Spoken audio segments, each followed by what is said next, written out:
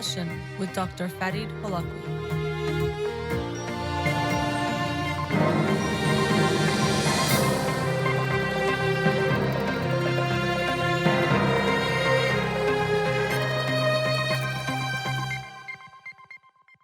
Afternoon. Welcome to In Session. I'm your host, Dr. Farid Holakouee, and I'll be with you for the next 2 hours here on Radio Hamra. Studio number to call in, 310-441-0555. I'm a licensed clinical psychologist, so you can call in with any questions related to clinical psychology, including any emotional or psychological issues, parenting issues, and relationship issues as well. You can also follow me on Twitter or Instagram or like my page on Facebook to get updates on the show or suggest topics or books for the program. And the shows are uploaded at the end of each week to my SoundCloud page and podcast on Spotify and Apple Podcasts. Again, our studio number, 310-441-0555. So didn't do a show Monday because here in the United States it was Columbus Day or Indigenous Peoples Day, so didn't get to talk about the books then. So I'll do the book summary today. First, let me announce the book for this week that I'll talk about on Monday's show. It is The Neuroscience of Suicidal Behavior by Kees van Heeringen. The Neuroscience of Suicidal Behavior by Kees van Heeringen. Good chance I'm saying the last name wrong. I'll probably try to see if I can find that pronunciation, but looking forward to reading this book and sharing it with you, looking at, as the title implies, the neuroscience of suicidal behavior, but apparently it also has some ideas related to what we can do based on the research on the neuroscience of suicidal behavior to help prevent or intervene with suicidal behavior thinking. And it's one of those topics that I want to bring up every so often on this show, because suicide, even when I say the word, I can feel it. And I know for people, it's something we think we should avoid. It's very taboo. We shouldn't talk about it. Because we shouldn't talk about it, or we feel uncomfortable talking about it, we don't ask about it. So let's say if you're concerned about a family member, we might feel like we shouldn't ask because we feel so uncomfortable.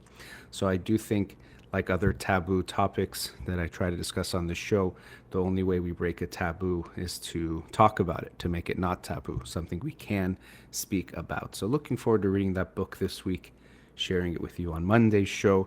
Very different type of book of the week for last week as far as type of seriousness. This was definitely more of a personal one for me that I wanted to read. The book was The Ring Circus by Jeff Pearlman. Ring Circus, Kobe, Shaq, Phil, and the Crazy Years of the Lakers Dynasty. And so the timing was pretty interesting to read about the Lakers, as anyone who is an NBA fan knows that just this past Sunday, the Lakers won the NBA championship, a very unique year that they stopped the year and then started again in the bubble where all teams were in the same location.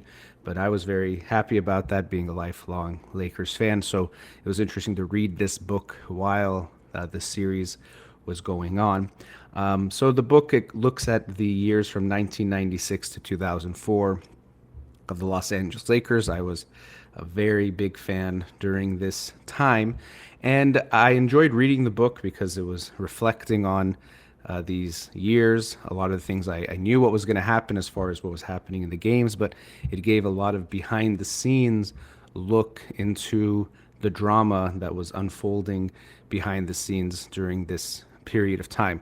A lot of which I've heard about, at least we knew about the conflict, let's say, between Kobe and Shaq, which was very evident and even public a lot of the times, but you got to see some things behind the scenes. Now, when you read a book like this, just like when you watch a movie that's about a true story or based on a true story or documenting someone's life, you sometimes wonder if things are exaggerated or, people are painted to be caricatures of themselves because that might be more entertaining or interesting or make the story easier to follow. So I wondered about that. There was, he wrote this book, Jeff Pearlman talks about, before Kobe had died. But then I think when he was wrapping it up and then publishing it, Kobe had died earlier this year. And so he does mention that earlier in the book. But I thought Kobe didn't look so good in some of the ways he came off as being very selfish repeatedly. And there, I'm sure, was some truth to that, but I wondered if it was at times exaggerated in some ways. So it was interesting to see the dynamics, and always, as anyone, the drama, but also as a psychologist, it's interesting to see how people try to coexist or get along or don't get along. And one of the big things that we saw here was that Kobe and Shaq both wanted to be the top person or the number one guy, and this led to conflict between them. And so, whatever dynamics we're talking about, whatever kind of relationship, we can see that when people don't want the same thing, or they want it but in different ways, it can lead to conflict if they can't find common ground. So, not comparing playing on a basketball team to being in a marriage or being co-parents, but it's important to be aware of how you align your values to get the job done.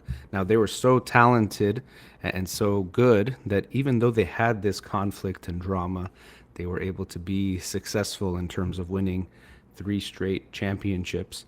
But we also see that it's possible. And when I was reading it, there was a bittersweet feeling because you could see how there was the level of conflict and friction that they had might have interfered from them winning more even during those years, and for things coming to an end at 2004 when they were still both, Kobe and Shaq, very good players, amazing players. Shaq still potentially in his prime or nearing the end of his prime, but Kobe coming into his prime. And so there was a lot of what if also as I was reading the book, imagining what could have happened. But going back to the values being aligned. So when you're on a team, of course, your goal should be success and whatever that means. If you're in a business team, if you're parents and you're co-parenting, in a sport, winning is the goal. That's really what you're trying to aim for. However, what you could see is, of course, we could say that, and it's easy to say you should want to win and do anything for the team, and there's cliche statements that we might consider that always come up in these types of scenarios, but that individuals have their own feelings or needs or wants that might be in some ways aligned, but in some ways misaligned. And something you can see in the world of sports, but also not in the world of sports, in politics and in business, is that people are at times focused on how they look compared to getting to some result, or how much of the good of the result is going to be on them. How much credit are they going to get in what happens? And that can affect a lot of things. One, it can affect what you do. So something that would come up in this case was, Kobe and Shaq on the court trying to shine in different ways. Was Kobe shooting too much because he wanted to get attention for scoring a lot and to prove that he can play against anyone or beat anyone? Was Shaq sometimes upset and doing the same thing, maybe not wanting to give the ball back to him or creating friction? So on the court, we saw that even though their goal essentially was the same, to win, but because they could have been aware of who's going to get the attention, who's going to be considered the number one guy, that could have conflicted with that main or end goal of winning. And in some ways it probably did.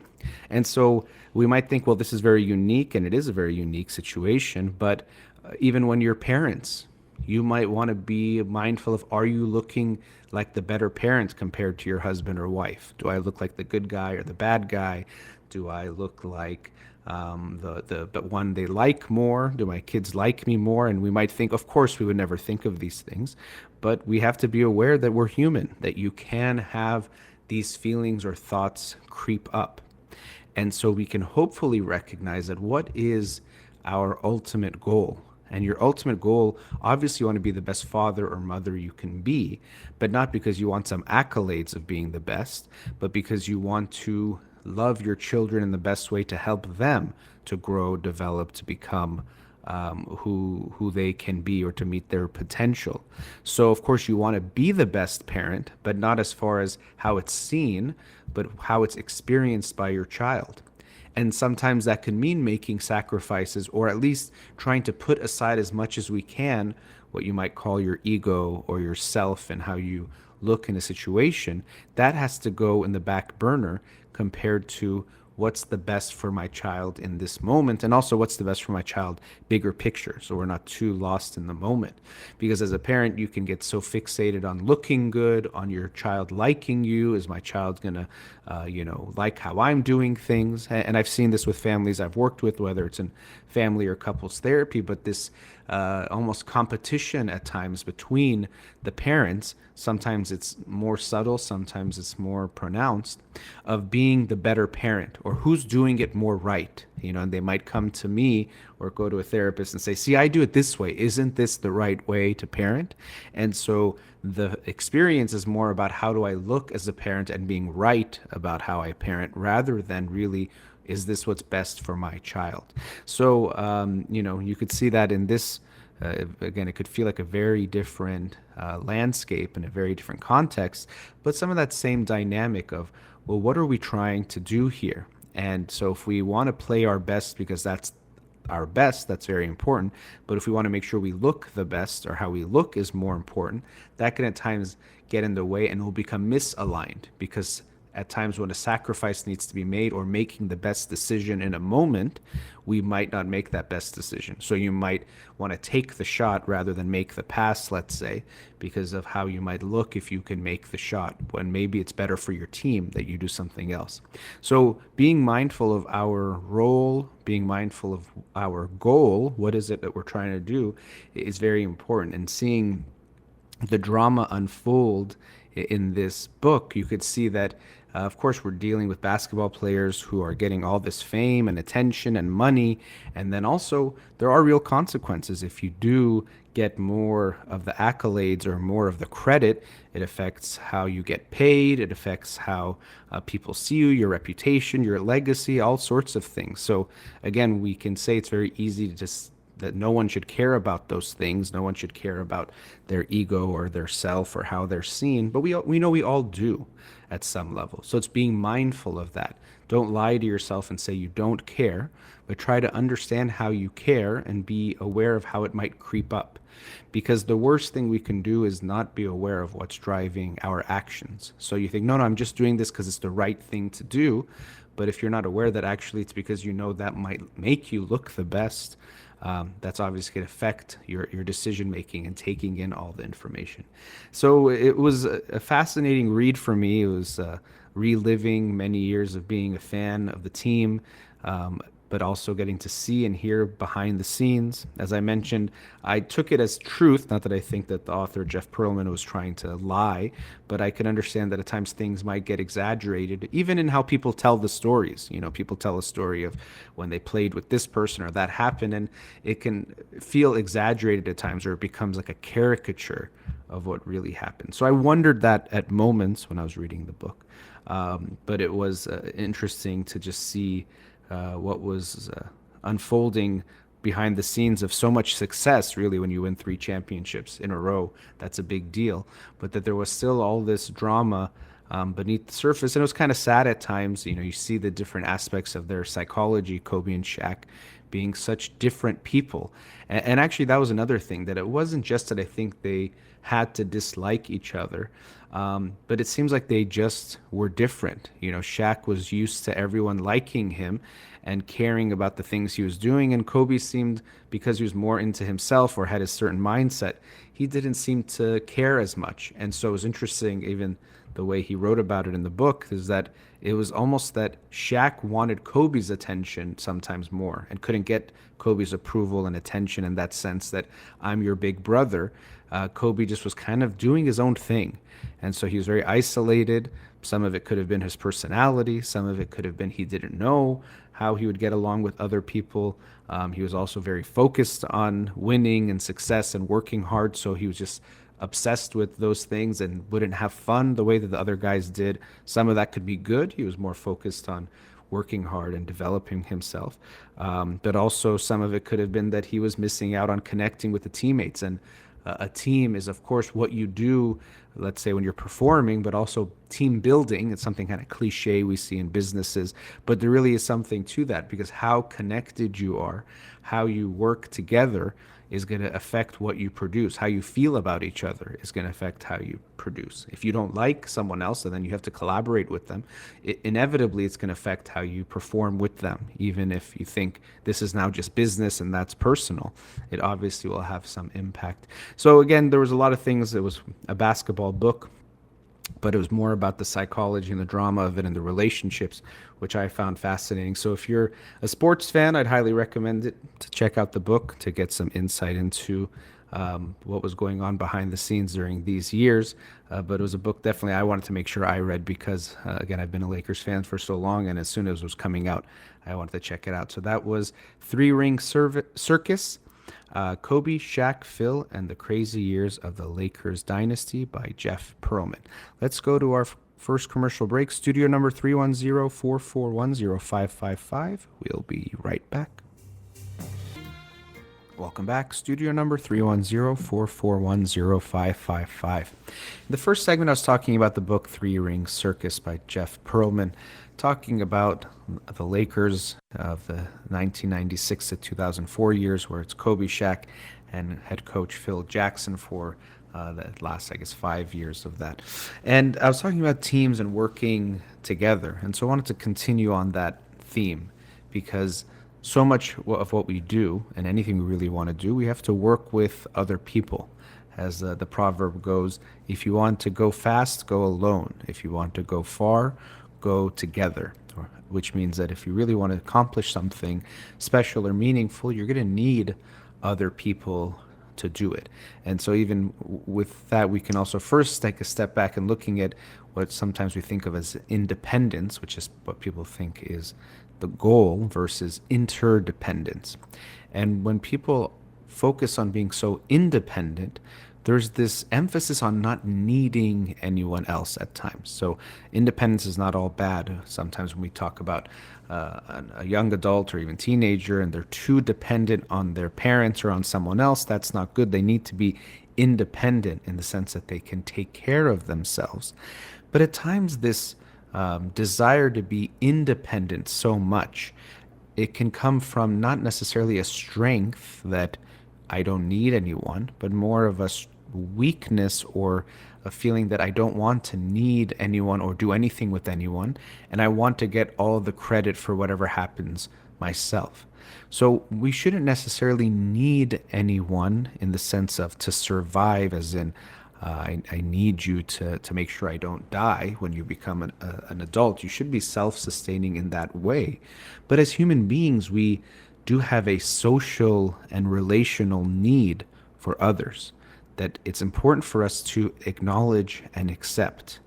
So it doesn't mean need necessarily you will die, although there is some ways that we see that if even a developing child doesn't get social connection and interaction, it can affect their development. So we do have really a need to some degree. Or even when we talk about attachment, I talked about the book Attached a few months ago now.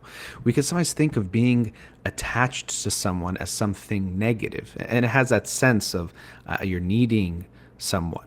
But when we talk about attachment, it means forming an emotional bond and connection.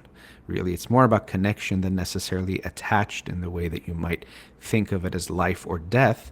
However, attachment feelings can give us a feeling of life or death because when we were a child or a baby attaching to your parents, you did have this sense that if I lose this attachment, this person, I die, which is why we have such strong feelings when it comes to that, because it makes sense. It was really a survival thing. So we do have, in that sense, a need for others. It's a healthy need. There's a difference between I need you because if I don't, I feel empty and alone, and a need as in as a human being, I need connection with others. And so I'll seek that out with you. So we can both need others and be okay being alone, which might seem like a paradox, but it's actually where we want to get to, is that I want to be with others, and sometimes that word want or desire might make it feel more comfortable, to want someone, to be with someone, but I can survive alone. Because if you really can't survive even for a period of time by yourself, then you'll be desperate for anyone to fill that void, to fill that space. So we need to be okay in our own company to be by ourselves, but having a desire to be around others is important. So when you look at being independent in the way that sometimes people go to some extreme, it's that I don't even want to be around anyone, I don't need anyone, and you might even push people away, might even be abrasive in how you interact with them, and think it's coming from a strength that I don't need anyone. So that means I'm stronger than others that need. So maybe you'll even scoff at people that want to be with someone. It's like, oh, why do you want to be with anyone? You shouldn't need that. I'm stronger than you.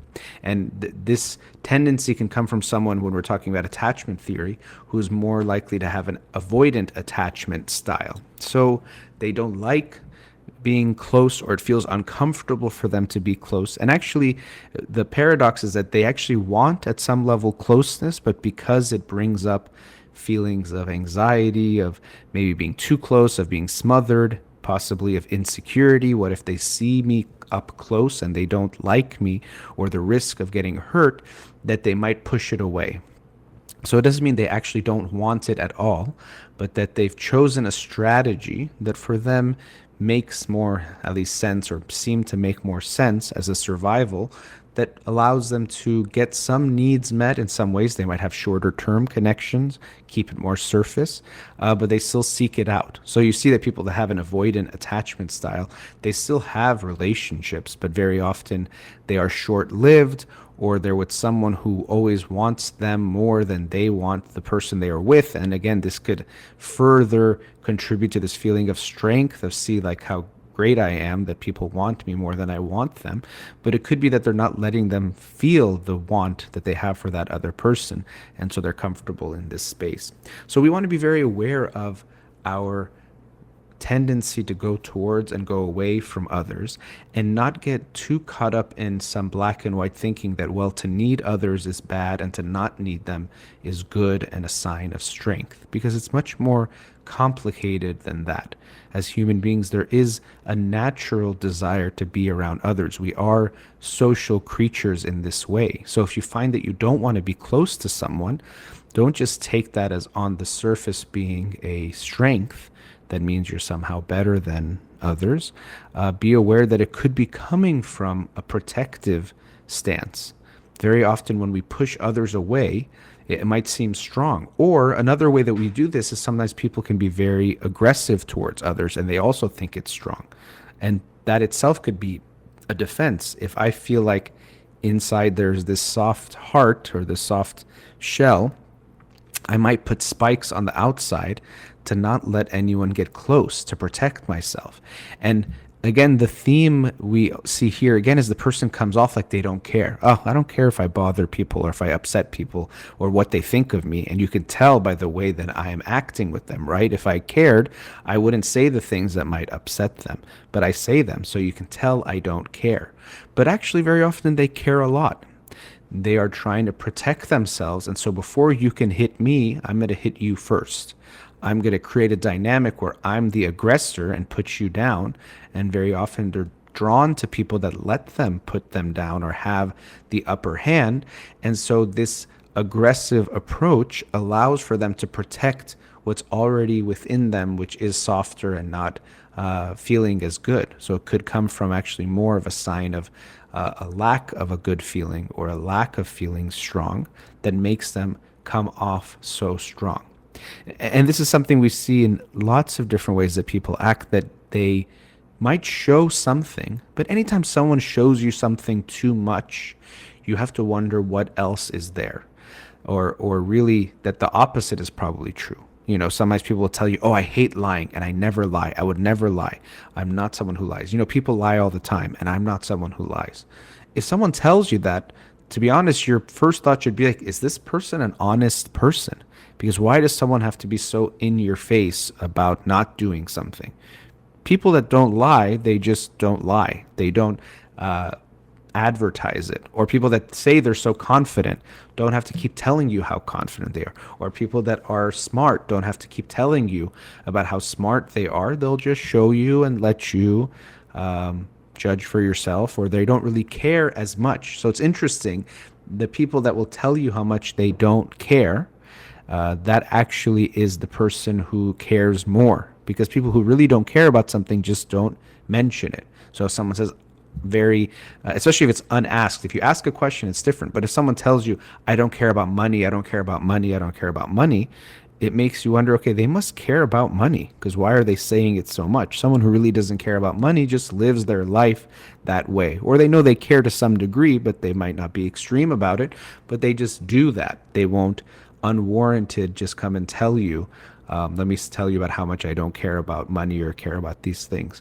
So the louder we sometimes are about something, which on the surface seems like, oh, this person, they tell me how much they don't care about this, or I'm not racist, or I'm not this, or whatever it might be. If someone is too much promoting something about themselves, it should make you pause and wonder what else is there, what they might actually have underneath that makes them be so strong about saying, I'm not this way. People will just show you what they are rather than tell you. Be aware of that. That's something that, people, you're dating, you're meeting someone, if they emphasize something too much, it should at least make you pause. It's not always the case. Sometimes someone just got out of a relationship where their ex lied to them and cheated and did all those things. So they might be bringing up lying because they're so afraid to get burned again. So I don't want you to assume I know this person is a liar, but we can just see that it's at least a sensitive spot. There's something going on there. They're not so good about it if they're bringing it up so much. But coming back to this theme of interdependence, really that's the healthiest state we want to get to. Independence sounds like the strongest, which makes sense. I'm independent, I don't need anyone, I can do everything on my own. But true health comes from when we recognize the interdependence of life, that every day you need other people. Every day, just to survive in the world, you have other people that take care of things, whether you pay them. Now, you might think because I pay them, I don't need them, or I'm giving them something. But then your life becomes very transactional, which loses a lot of its value in the genuine sense.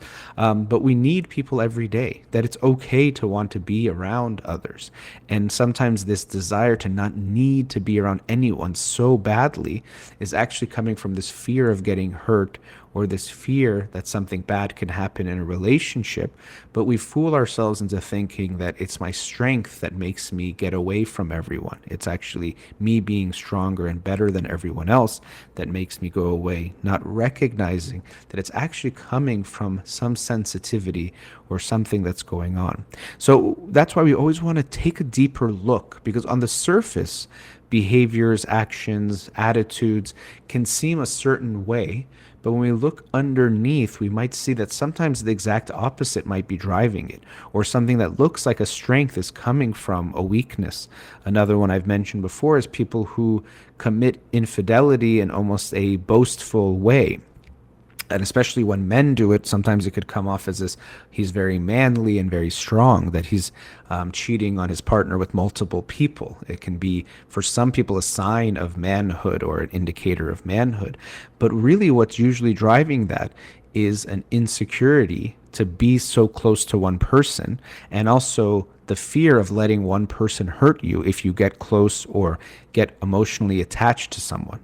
Because if someone has 5 or 6 different people that they're in a relationship with, well, one of them can't do so much to hurt them, because even if they disappear, they still have several other people there to fill up that space and to feel okay.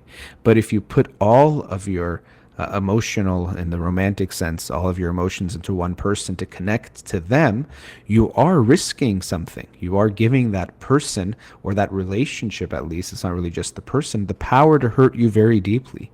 But you are willing to take that risk. So again, something that looks like a strength, I don't care about anyone that much, I'm not really, that connected, they all care about me more than I care about them. It's actually coming from a space of weakness, of fear of getting close, of actually investing so much into one person. So we always want to take a little deeper look. And of course, when I'm saying this, people are probably thinking of other people, which I understand that's going to come up because you're dating, or family members, you're going to think about them. But we always want to look at ourselves. We might think we know ourselves so well and we know why we do everything. But very often, if we look a little bit deeper, and especially if we're open to seeing what's there, sometimes we don't want to see that maybe there's something driving this that we don't like or wouldn't like to see in ourselves. But if we're open to that, we might recognize that an underlying cause or the underlying drive might be something very different from what we see on the surface. Let's go to another commercial break. We'll be right back.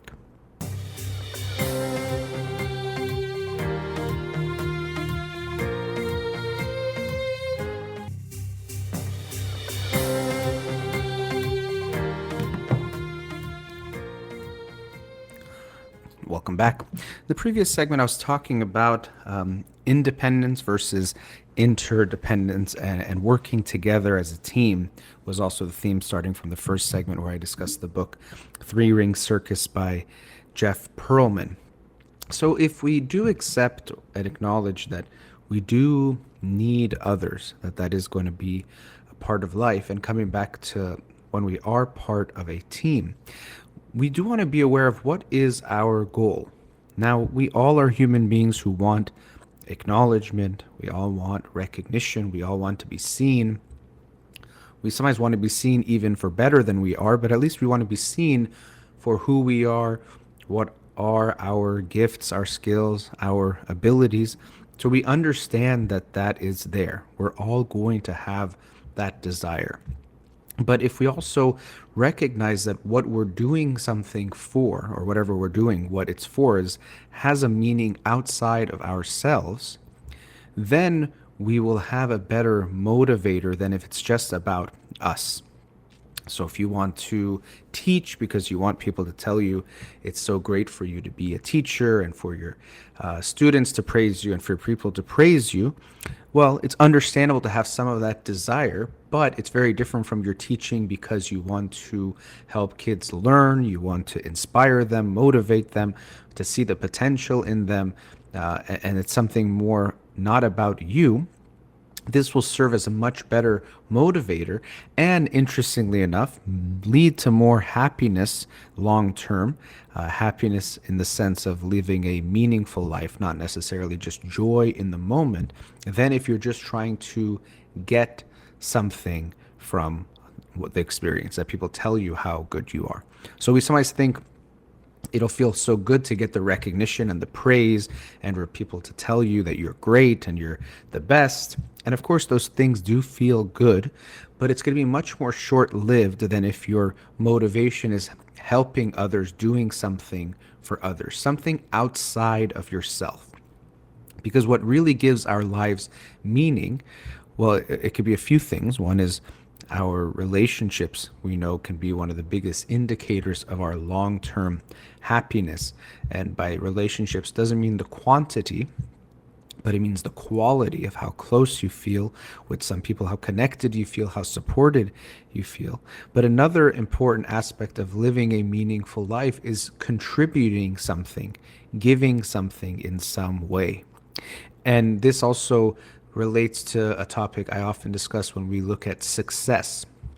And if you close your eyes and you imagine someone who is successful, usually either you'll think of some people, or if you have kind of a imagination of yourself or someone else being successful, we usually imagine someone who has a lot of money, someone who has a lot of fame, has gotten a lot of attention because of whatever it is that they're doing. So we usually think of success as what has someone got, what have they received, how much money does this person have, when we're looking at who are the most successful people in some field, or in general, the successful people on planet Earth, we think of money. If someone has a lot of money, we think they must be successful. So unfortunately, the way we usually think of success is based on what someone gets. How much do I get? But I think it's important to flip that exactly on its head and recognize that a truly successful person is measured based on what they have given. What have they contributed to the world, to other people? Whatever it is that you're doing, focusing on what you have given rather than what you get. So we can think of two singers who both want to sing and both want to, let's say, become well known. One of them might be driven by, I'm going to become this famous singer, make all this money, have all this fame, get all this attention, have people desire me, have people want to spend time with me, and all these things I'm going to get. I'll be able to do whatever I want because of my fame and notoriety, and their focus might be just on what they can get. The other side, you can have someone who wants to be a singer who thinks, I have a beautiful voice. I think I can write nice music. I think that my music will make people feel good, might make people connect, might give them a certain message, might let them express something in themselves or connect to something in themselves. And really, it's about giving and sharing this gift with others rather than on what I get. Now, of course, that person likely will feel good about getting attention or getting fame, and they don't want to lie to themselves and say, I don't care at all about these things. It's only natural to have that have an effect on you. But it can be very different as far as what your motivation is. Is it really just to get that? What am I going to get from it? Or is it about what I can give, which is really driving what you do? So they both might want to become well known, because there's a difference to become well known because of what you want to get, and well known because you know that way you're making a bigger impact. If you are creating a drug right now, so many people are trying to create a vaccine for the coronavirus. And of course, if you're the person or the company or the group that creates the successful vaccine, you're going to get a lot of attention, and I'm sure tons of money. And that could be a driver, and I'm sure it can be there at some level, but hopefully the driving force is that what are you going to give as far as giving this, whether it's considered a preventative or a cure for people to save lives. What you're giving can also be your drive for what you're doing. And so, both in how we measure success, I think this is important to look at what people have given. And very often, it's both. Someone who, for example, does give a lot from their art often gets a lot as well. But hopefully, their driving force is creating the art, sharing the gift with others. But if we can shift our own focus in recognizing what has this person given to the world, what has been their contribution, and focus on that more than we focus on, well, what did they get? How many followers do they have on Instagram? How much money did they make last year? When we shift that focus and also shift it for ourselves, we'll recognize that what we're actually using to fuel us will be better for us in the long term and also better for the world in the long term. There's a lot of ways that we think we know what makes people happy, or we think we know the recipes to living a good life, but often we have the ingredients very wrong in what we think makes a good life. So generally we think if I have lots of money and lots of fame and attention, that's the life. That's what I should be striving for.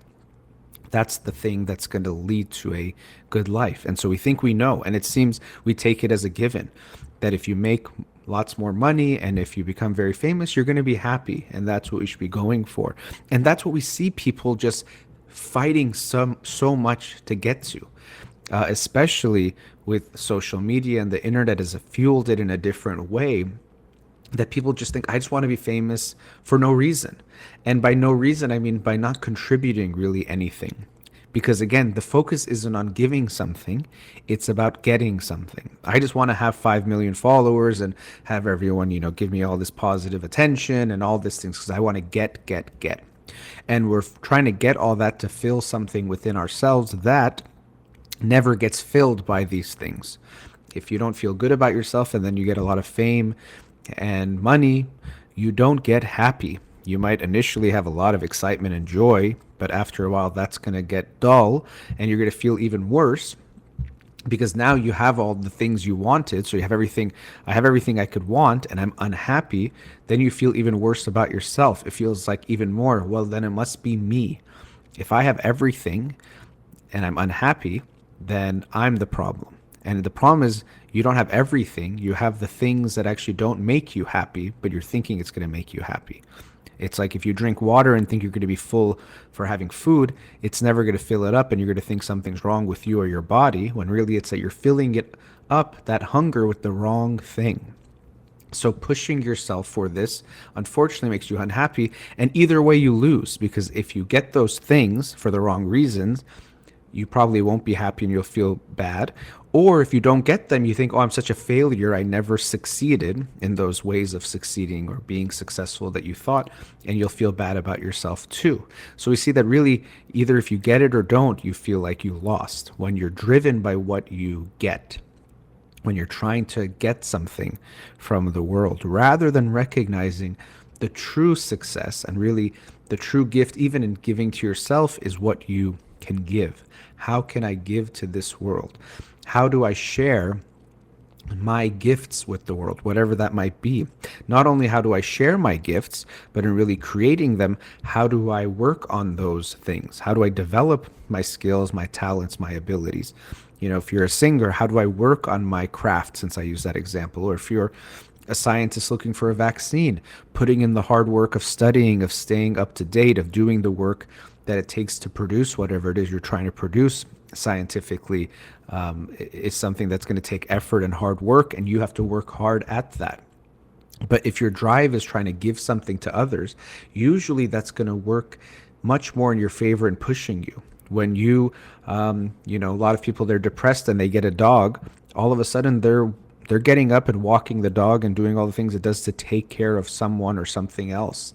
We know that that does drive us and get us going, and thankfully makes us feel good. So not just giving to others to the point where you are the martyr and you're suffering. No, because that's not good. And also, if you're suffering, you won't even be able to help as much.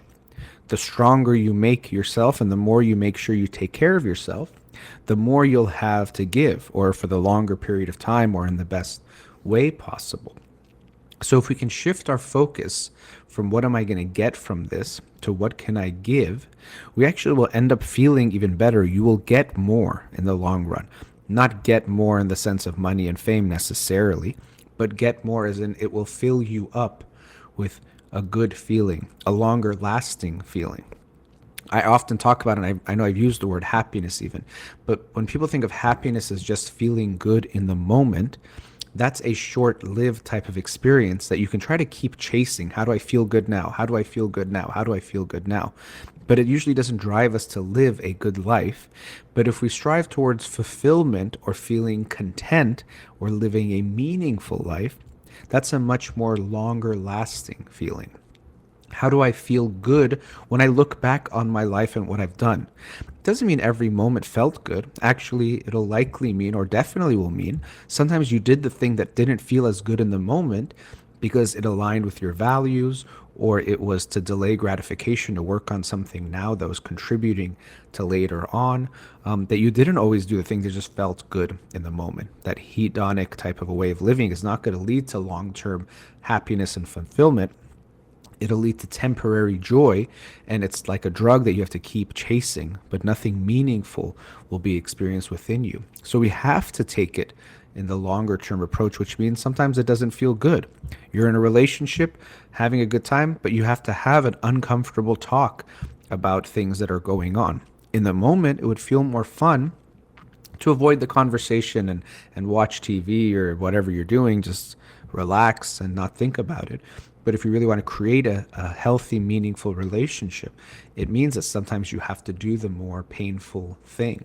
So when we recognize that what should be driving us are values, and what should be driving us is doing something to give more to others, to give of ourselves, to have more to give, and that's really the way we get more in the end, we have a very different view of success, and we have a very different view of what should be fueling us and motivating us. And after the break, I might continue on this topic on looking at what does it mean to give, and what does it mean to develop ourselves so that we can give more. Because sometimes we think, well, if it's all about giving, then I should just give and give and give until I have nothing left in the moment, and not recognize that that actually takes away from what we can contribute and give to others. So let's talk more about that after the break. Let's go to another commercial break. We'll be right back.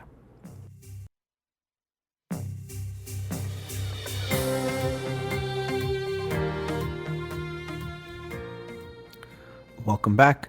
Continuing on the theme of success and being aware of how we measure success rather than seeing it as what you get, measuring it by what you give, and trying to keep that mindset when we look to others, but also to ourselves when we want to be successful, looking at what that means. And usually we have already internalized society's measuring stick of looking at how much money you make, status, and other things. It could be fame, especially now with social media. You see it so much with everyone, but especially younger generational. How many followers does someone have essentially can be a marker or indicator of some type of success. And we can understand these things, why we might see things this way. Social status has value, it has a huge value in societies, in the Persian culture, even still, it has a strong value of who you get to marry, what type of life you get to live. Really, sometimes even things like life and death might feel like they come down to your status or being able to get married at all and all those types of things. So we can understand where it's coming from. But if we recognize that those types of things, when they fuel us, are not going to make us happy, and it's always going to be dependent on others, what they think of us, we have a lot less control over that as well, which also makes it much more shaky and much less something that we know we can influence. Because I can work on myself always. I can work on developing myself. Yes, there's always things that are out of your control, even if you want to, let's say I was using the analogies of being a singer, being a scientist, whatever it is. There's some things out of your control that other people have to give you approval. And I was talking before about interdependence. So of course we need others, and others will have to be involved. But we have much more control over what we do with developing ourselves and who we are and who we become. And before that, we have a much bigger influence on what we allow to motivate us.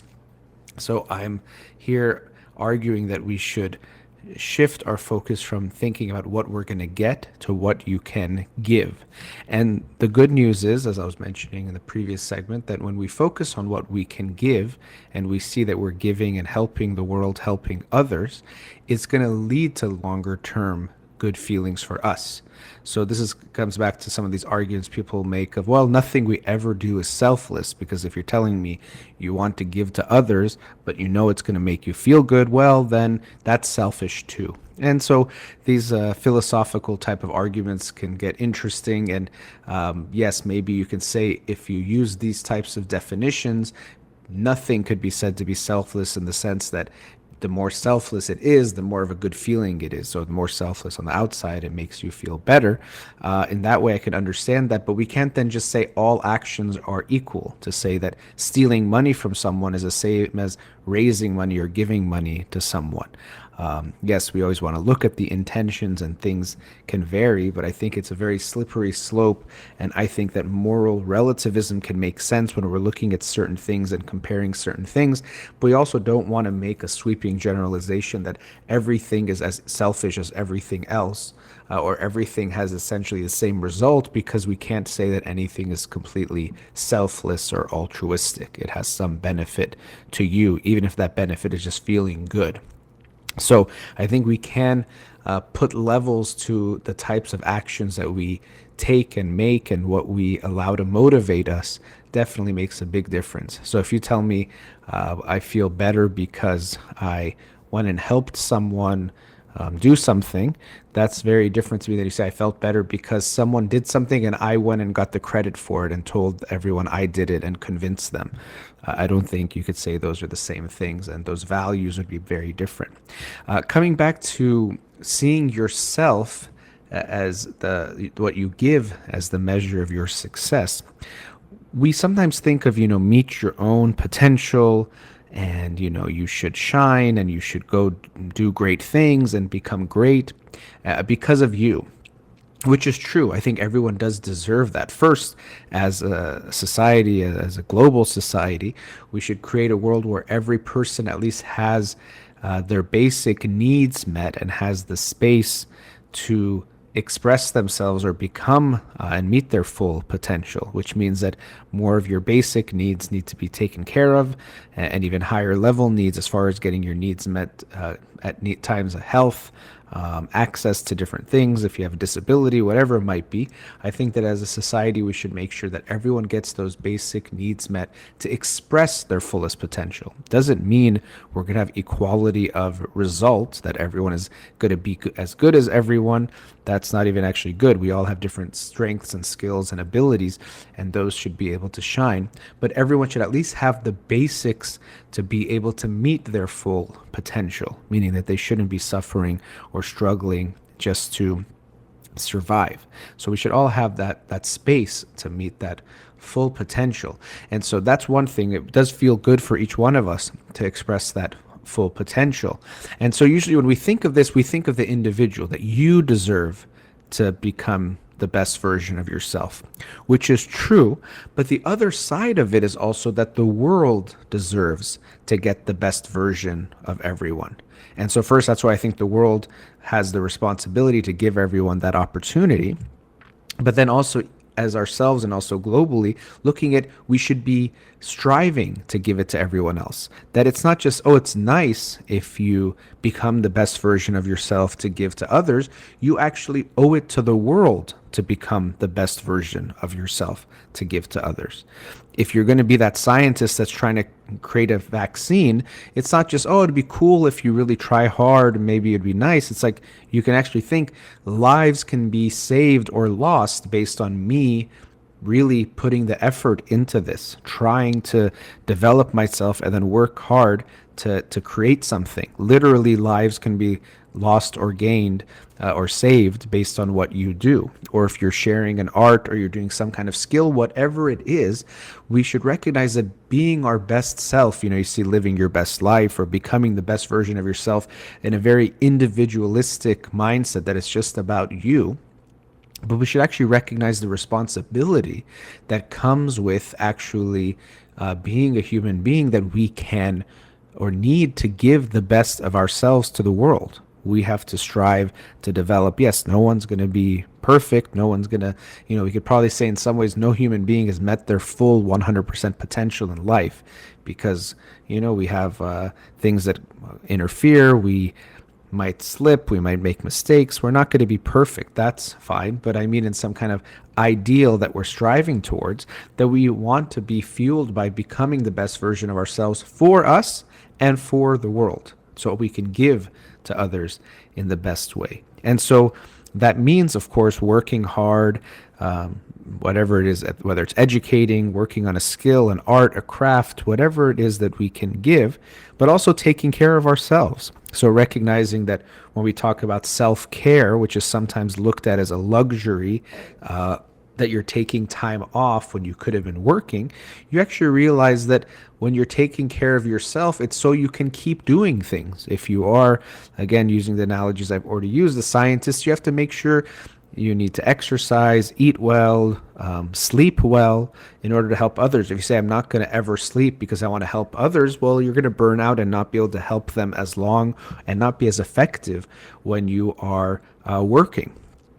And yes, of course, at times we go through periods where you might not sleep or go through some deadline or whatever it might not be. So I'm not saying things don't ever change and we have to be inflexible, but it's recognizing that taking care of yourself is another way of making yourself the strongest you can be. So it's like you're giving of this glass that is yours that you want to fill up with water, which is, let's say, the gift that you're going to give. So you're going to keep filling that up so you can give it away.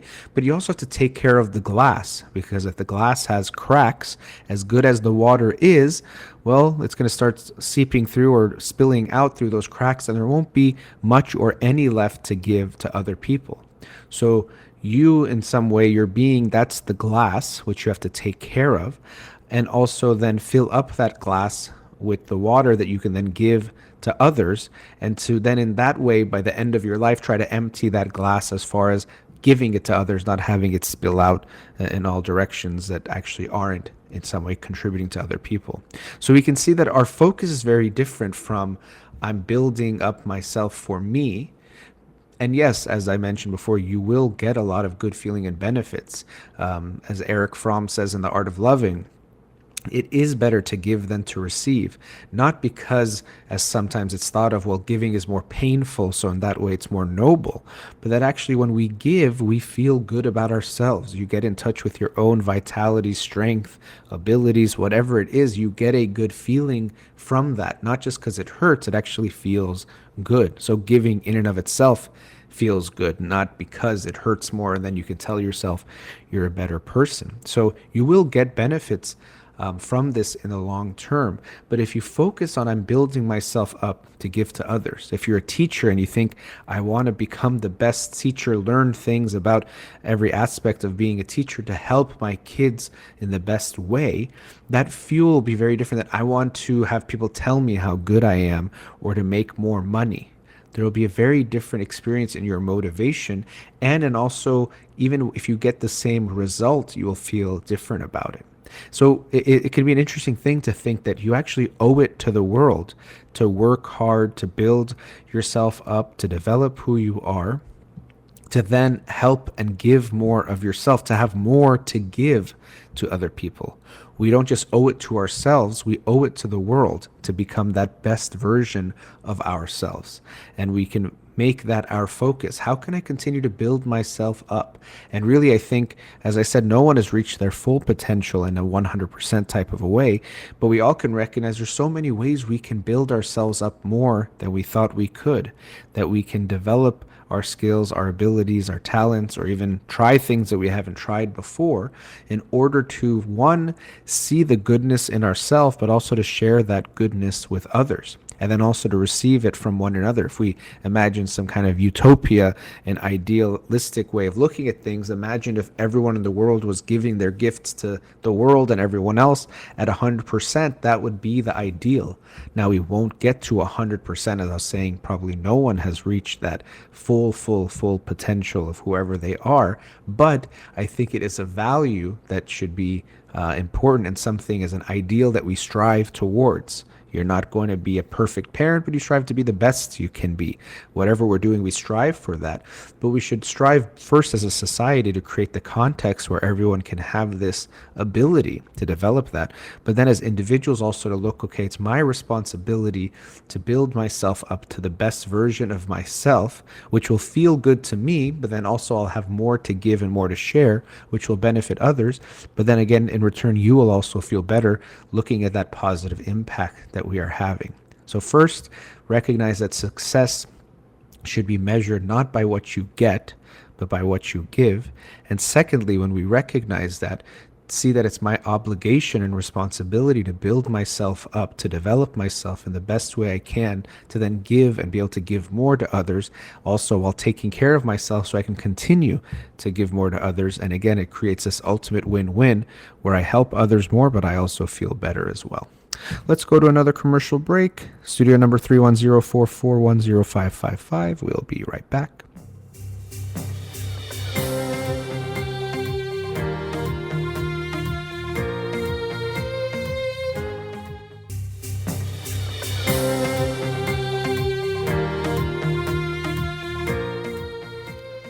Welcome back. Let's go to a caller. Radio Hamra, you're on the air.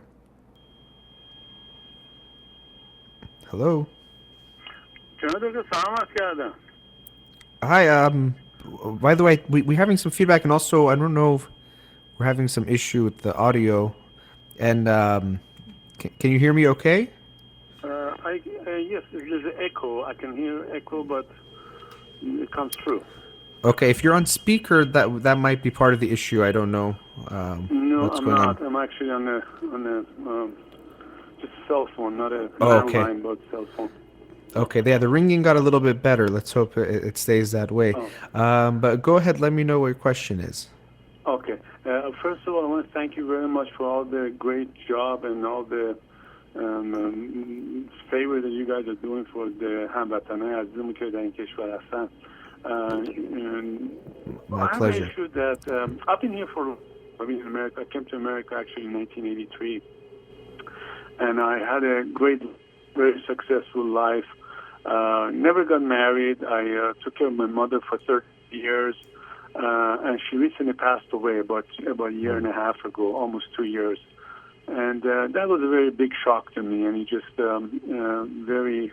It really.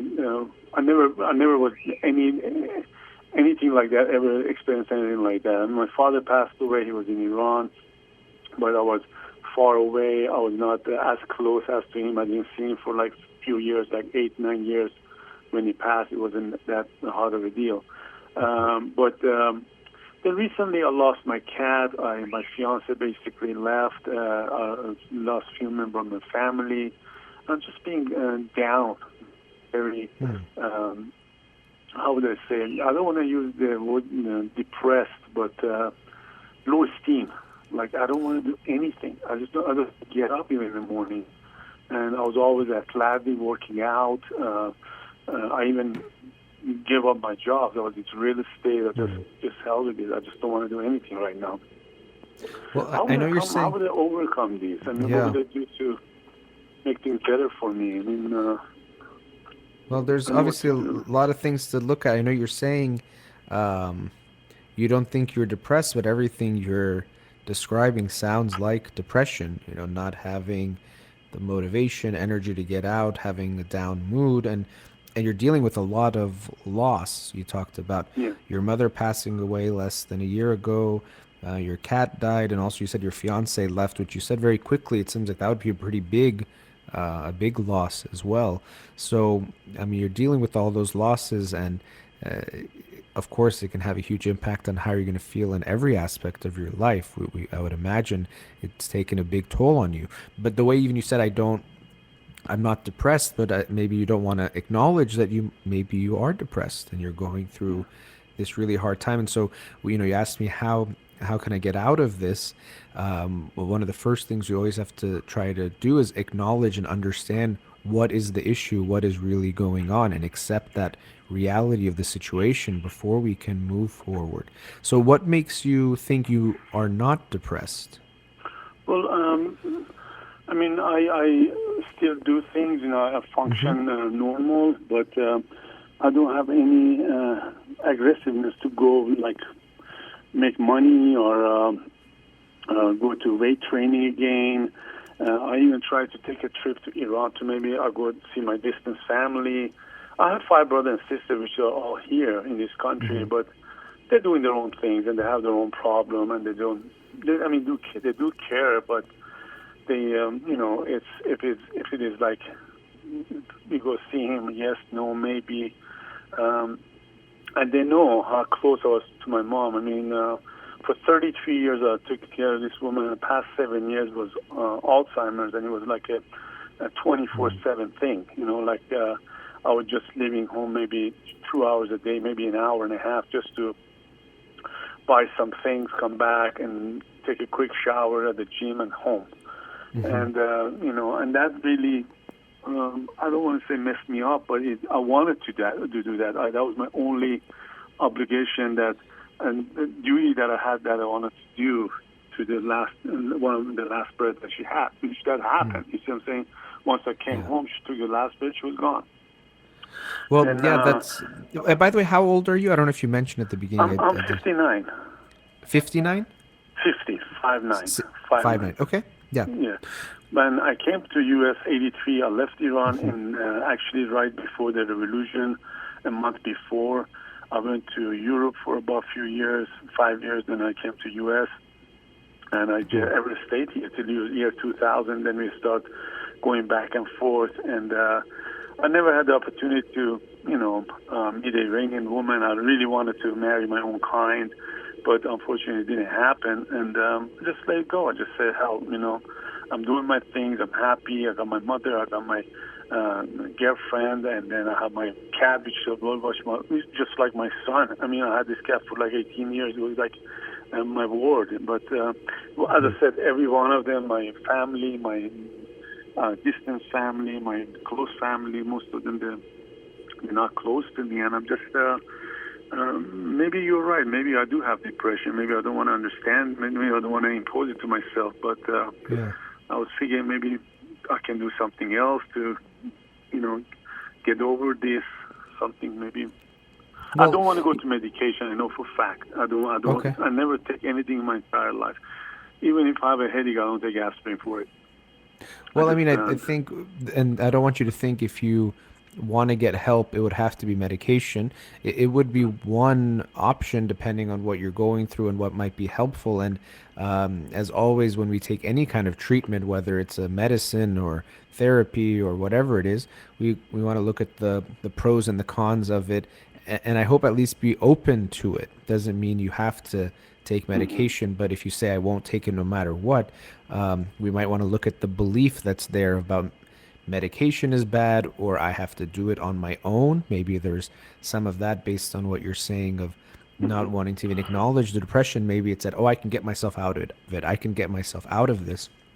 Maybe you can, but maybe you'll need some more help and some tools to help you get out of it. And I'm also getting the sense from how you described it, of course, on one hand, it's very loving that you wanted to take care of your mom her whole, for 30 years, and especially the last 7 years was really, painful and challenging with what she was going through. But I also am wondering if you were not taking care of your own needs because you were taking care of her, that your own life got put on the back burner. And it's actually interesting, in the previous segments I was talking about life and success and about giving to others, but of course sometimes if we don't take care of ourselves and our own needs first, that itself can be a problem. And so that other extreme, sometimes we're too focused on getting ourselves what we want, but sometimes we're so neglecting ourselves that we might not realize that maybe we're not okay, because we think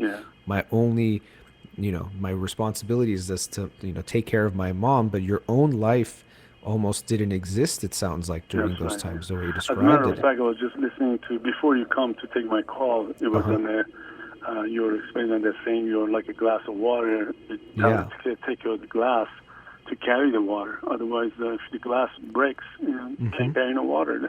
Absolutely. I actually took that into consideration. While I was listening to that, before you came to line, And sometimes, Doctor, I think it's I feel better when I'm around people. I mean, but I never was a loner in my life. I never had too many friends either, because I didn't trust too many people, because I got burned many times, as far as close friends.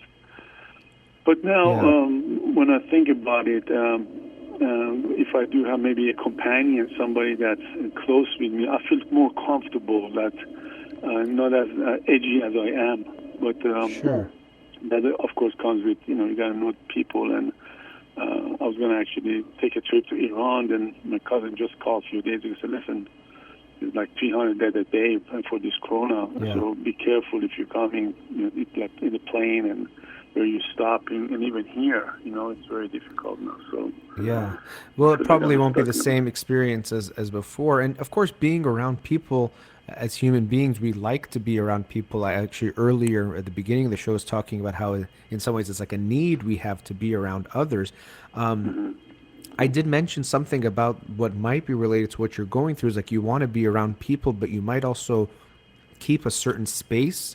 You talked about getting burned, so it's possible that because you got hurt by being close to people, you in a way picked this strategy of being around people but not being too close. Or even with your mom, it was kind of this relationship where you were just serving her but not really a mutual relationship. So you might have gotten more comfortable in those kinds of situations where either you don't get so close, or when you're the one that's just giving but not really getting something back in the relationship as far as a give and take that we need in a relationship. So I actually would be curious about talking about your romantic relationships, and you mentioned your fiance where things have ended recently, but looking at how you are in relationships, is there this desire to be close and around people, but also a fear of getting close that prevents you from having the type of meaningful relationships that might actually make you feel better?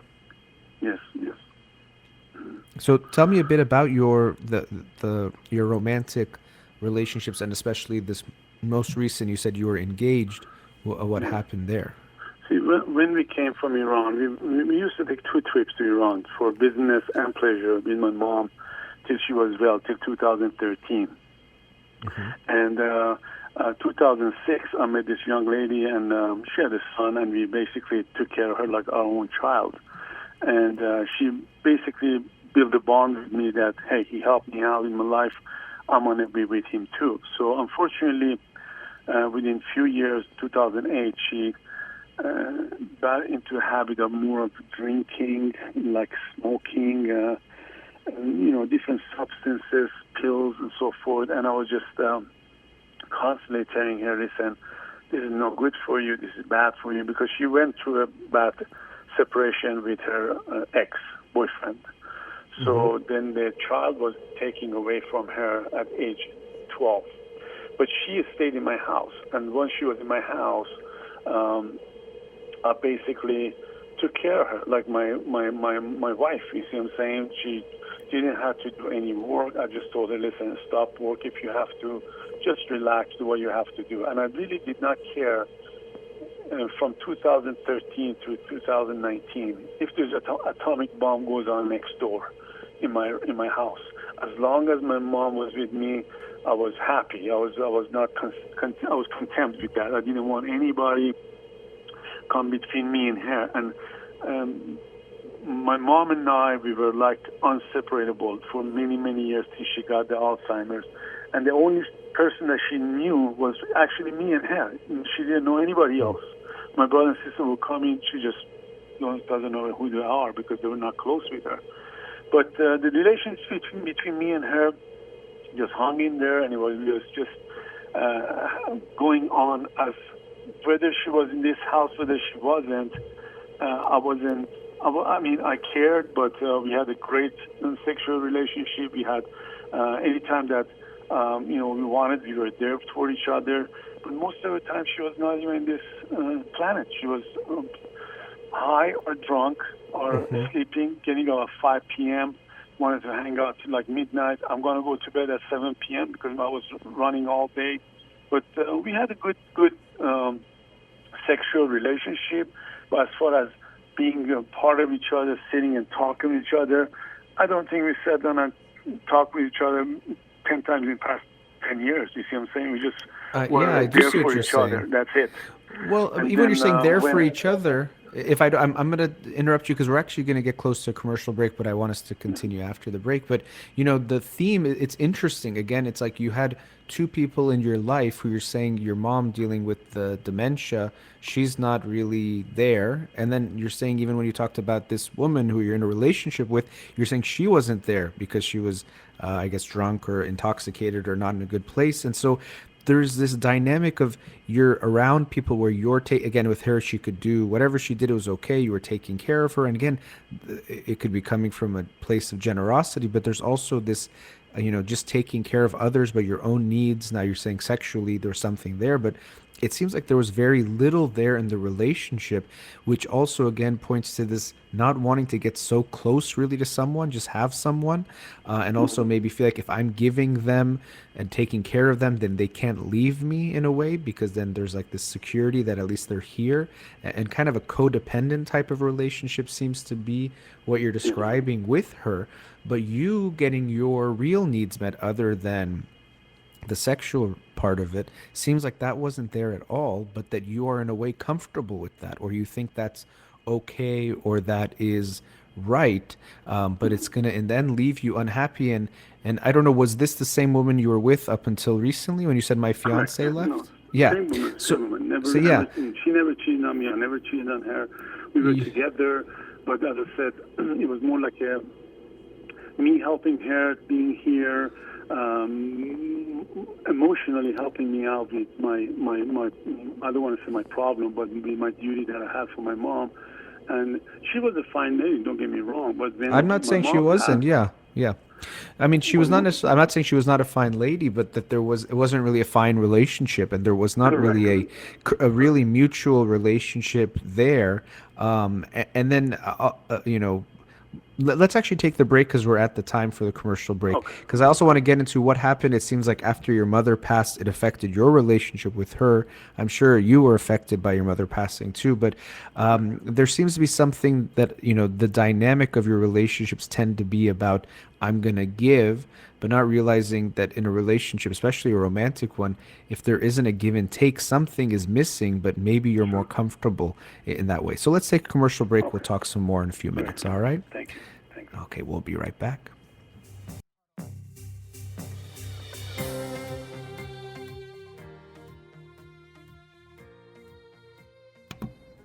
Welcome back. Before the break, we're with the caller. Let's go back to him now. Caller, are you still there? Hello. Hello. Yes, hi. So, before the break, you're sharing about your life, what's been going on, what you're going through now. And, I did want to get into what happened in your relationship. You said, the way you said it was my fiance left, which does seem like meaning that she ended the relationship. Uh, can you tell me a bit about how that happened? I shared before the Correct. break some thoughts about the Yeah. dynamics it seems like you have your relationships or you create in your relationships. So go ahead, tell me what happened there. Well, basically, I didn't say it the right way. When my mom passed away, that was 2019 January. After a month, I sat down with this young lady. I gave her ultimatum. I said, "Listen, I'm gonna warn my mom. You're gonna do whatever I have to do for how long it's gonna take." And believe it or not, it's over 19 months. My mom has passed right now. I probably have missed 7 times at night, maybe 20 times daytime, not to see her. I mean, I go every day to the cemetery to visit her, which is about a few miles away from my house, the nice Muslim cemetery, which is very nicely done. So I go visit her, and I feel good when I go there. So after a month, I told this young lady, "Listen, you need to stop what you're doing. We got to be traveling to oversee different countries, because when I came to this country, I started from zero, and I basically was very successful in what I did in construction. And when my mom was very ill, actually I quit everything. I said to myself, I don't want to work anymore. I have enough. I'm going to take care of her. And she had a good pension. She had a good Medicare, Medicaid from the government. So it was a great help. But however, me wanting a relationship with this young lady, and I gave her ultimatum, you need to stop. He's done on your drinking, he's done on smoking. Nothing happened. Just got worse, worse, worse, and worse till the following January, which is a year went by.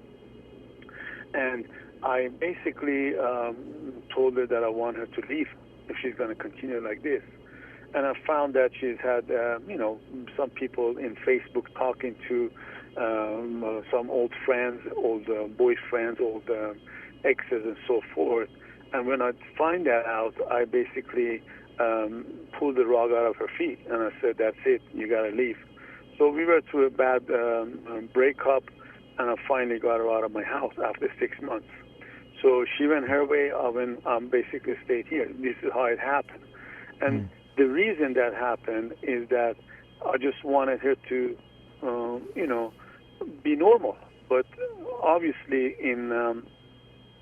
when someone is to alcohol and drug, it is very difficult to just get out of it. They need help. They need to go to facilities. They need to have professional help. But she did not believe in that. She just thinks she doesn't have that problem, but she did.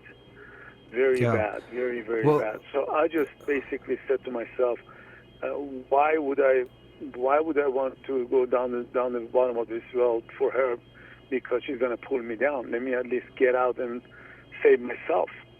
And this is right now approximately 7 months, 6.5 months that, she still calls, say hello, how are you, I miss you, I want to come back, but I'm just doing my own things. I just don't want to be part of it. And I know probably that has to do a lot with the depression, but truly 90% I think is because still loss of my mom, loss of my relatives, my little, I call him my boy, my cat, which was so close to me that I could not even imagine.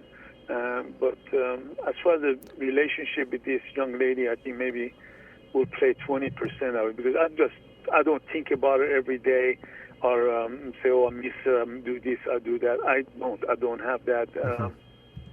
Well, that's, I mean, okay, well, yeah, It's I mean, the infidelity. I know you said we didn't cheat, and maybe cyber cheating is still cheating. It's an infidelity that is not okay. So, and you said like I wanted her just to be normal, and it might sound strange, but in some ways you maybe didn't want her to be normal, in the sense that it seems like the relationship was set. I know you're saying you wanted her to get help, but you were with her for years and she didn't get help. So you were accepting that she wasn't, because in some ways you might have felt comfortable that she needed you or was dependent on you. And that was keeping the relationship alive in a way. Now, I'm glad that when she crossed that line, you didn't accept it, and I don't think you should. But it seems like before that, there was a lot missing in this relationship, or there wasn't a lot there. But I want you to see that it wasn't just something that happened, but you were choosing this dynamic, even though you can say it's not healthy. And when you tell me, and I believe that you see that it's not healthy in a logical way, but emotionally, somehow this relationship felt right for you or Right. comfortable for you.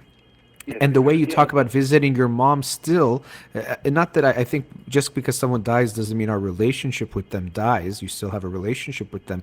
But there's still, I get the sense that living your life for you is not something you're so comfortable with, even that you stopped working at that point just to take care of your mom. In some ways, it sounds good, and I don't want to say it was the wrong thing to do, but I get the sense that you put your own life completely on hold when maybe it didn't have to be either or. You could have been there for her financially, take care of her so she has people there, but you don't have to be there 24/7 or as much only. But it seems like at some level you sacrificed your own Sure. life, and there's some comfort. And one thing I want to mention, I know you said medication is not something you want to take, and I would rather you're not completely closed off to that. But even before that, what I would recommend, and maybe you've already gone, but I'd highly recommend you go into therapy, because what you're dealing with are some pretty deep rooted issues related to how you form relationships, how you feel about yourself, and these things are very deep. And on top of that, you potentially are dealing with a depression now, and sometimes without medication, therapy itself can be very helpful for dealing with depression. So I would recommend that. But have you seen a therapist before? No, never, never. But Okay. see, doctor, one thing I want to emphasize on, uh, I think a part of it was me having this young lady with me.